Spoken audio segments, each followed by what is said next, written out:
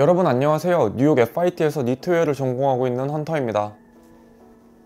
이번 영상은 유학 준비할 때 이것 없으면 절대 가지 마세요 라는 부분에 대해서 이야기해보려고 이 영상을 켜게 되었습니다. 이 영상에서는 세 가지 부분에 대해서 말씀을 드릴 건데, 혹시 시청하시는 분들 중에 본인이 이 세 가지 중에 뭐 하나라도 포함이 된다고 해서 유학을 난 못 가겠다, 포기해야겠다 이렇게 생각하지 않으셨으면 좋겠어요. 세 가지 중에 일부가 본인한테 포함된다 하더라도 절대 유학이 불가능한 건 아닙니다. 단지 내 몸이 조금 더 피곤하고 지칠 수는 있겠지만 그걸 이겨내면은 저는 더 큰 성공이 여러분을 기다리고 있을 거라고 믿고 있습니다. 유학 준비할 때 이것 없으면 안 되는 세 가지에 대해서 말씀을 드릴게요. 첫째, 돈. 둘째, 영어 실력. 셋째, 목표의식입니다.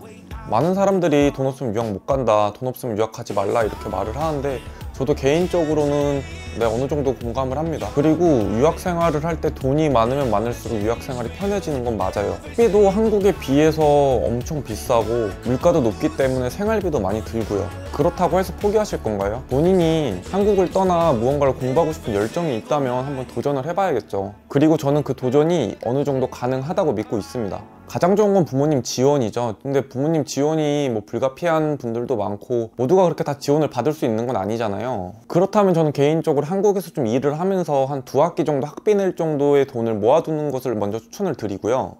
그리고 미국으로 유학을 와서 좀 편법적인 방법이지만 한인타운이나 한인 사장님들이 운영하시는 사업체, 특히 팁을 받는 서빙이나 이런 알바 쪽을 하시게 된다면은 일을 얼만큼 하느냐 그거에 따라 달라지긴 하겠지만 웬만한 직장인 월급 정도는 벌어요. 그리고 미국 같은 경우에는 여름방학이 3달 정도 되기 때문에 본인이 일을 하고 있던 업장에서 일하는 요일을 늘려서 풀타임으로 일하게 되면 거의 그 방학 기간 동안에 학비도 충분히 벌 수 있죠.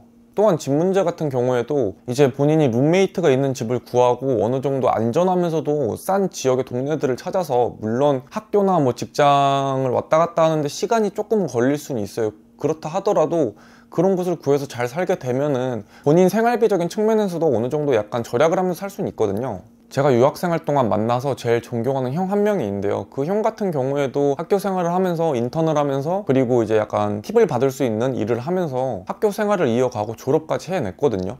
제가 일을 하면서 유학생활을 할 수 있다고 말하는 부분에 대해서 어떤 분들은 좀 반대를 하실지도 모르겠지만요, 우선은 본인이 이루고 싶은 꿈이 있으면 이렇게라도 할 수 있다, 이걸 말씀드리는 거고요. 이런 삶을 살면서 유학생활을 하면 정말 피곤하고 지치고 가끔은 다 포기하고 싶고 한국으로 돌아가고 싶고 이런 생각이 들 수도 있지만, 이러한 과정을 이겨내면 결국에는 큰 결실을 본인이 얻을 수 있다. 그리고 좀 풍족하지 못한 상태로 유학생활을 왔지만 결국에 내가 원하는 공부도 끝마칠 수 있다. 이러한 방법이 있다고 말씀을 드리고 싶어요. 두 번째는 영어입니다. 저 같은 경우에는 미국에서 지금 유학생활을 하고 있기 때문에 영어를 쓰니까 영어에 대해서 말씀을 드릴게요. 미국 대학교 같은 경우에는 토플이나 IELTS를 보고 들어와야 되는데, 시험적인 부분에서 말씀을 드리면 학교마다 다르겠지만 저는 디자인 학교를 가게 되면서 토플 한 80점만 맞으면 됐었고요. 토플 80점 맞고 학교를 처음에 왔었을 때 교수님이 말씀하시는 수업을 어느 정도는 따라갈 수는 있었어요. 그러니까 따라간다는 게 미국 애들처럼 모든 수업 내용을 다 이해하고 교수님이 설명하시는 부분에 대해서 내가 모르는 부분이 있으면 질문을 하고 이렇게 커뮤니케이션이 원활하게 되는 정도는 아니지만, 교수님이 말하는 수업의 핵심 내용,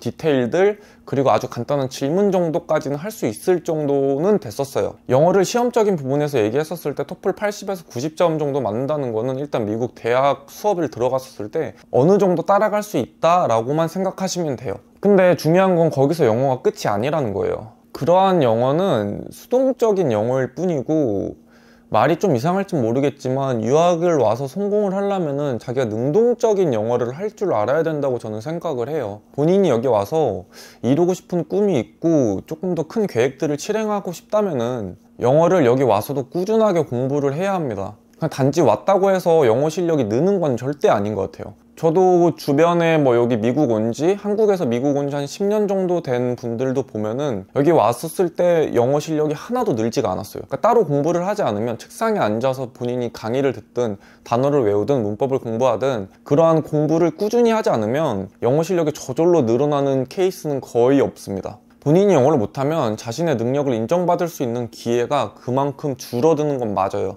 거의 없을 수도 있고요. 영어가 안 되는데 본인 생각 하나 제대로 말 못하고 본인 생각에 대해서 어떤 사람이 질문을 던졌을 때 거기에 대해서 또 이야기하는 걸 못 이어나가는데 어떻게 기회를 줄까요? 그래서 영어에 대해서 제가 드리고 싶은 말씀은 좀 영어 공부 어플, 뭐 유튜브 아니면 뭐 인강 너무 체계적으로 잘 돼 있죠. 그래서 미국 와서도 학교 수업 듣고 본인이 시간을 만들어서 틈틈이 본인이 영어 공부를 계속 해줘야 된다, 이겁니다. 자, 세 번째로 말씀드릴 거는 목표의식인데, 저는 이 세 가지 중에 목표의식이 제일 중요하다고 생각을 합니다.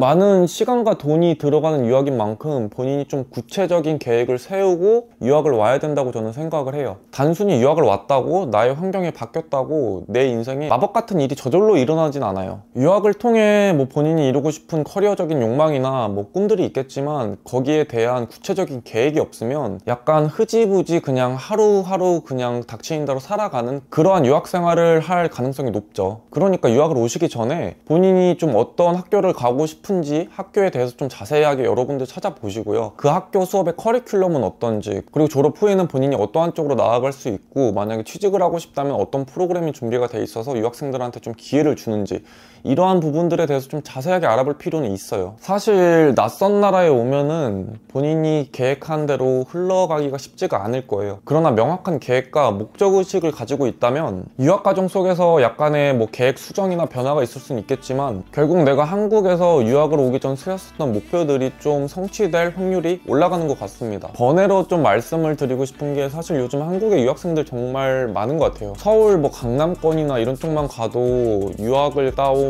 분들이 되게 많고, 정말 쉽게 여기저기 그냥 유학생들 아니면 뭐 해외에서 공부하고 오거나 해외 뭐 대학을 졸업하고 오신 분들이 한국에 정말 많아요. 예전처럼 특혜나 실력 검증 없이 인정받는 사회가 더 이상 아니다 라고 생각을 하고, 따라서 유학을 와서 공부 정말 열심히 하고 열심히 살고 그걸 이뤄낸 사람만이 공부를 끝마치고 한국에 왔었을 때 한국에서도 좀 인정을 받는 그런 분위기로 많이 이제 달라지고 있는 것 같아요. 오늘 영상은 여기까지고요. 제가 일단은 뭐 유학을 준비하는 과정부터 해서 어떻게 이 학교에 오게 됐고 정말 많은 에피소드들이 있거든요. 근데 이제 이번 영상은 여기까지만 하고, 제가 또 기회가 되면은 그런 썰들을 풀어보면서 여러분들에게 도움이 될 만한 게 있다면 또 영상을 만들어서 찾아뵙겠습니다.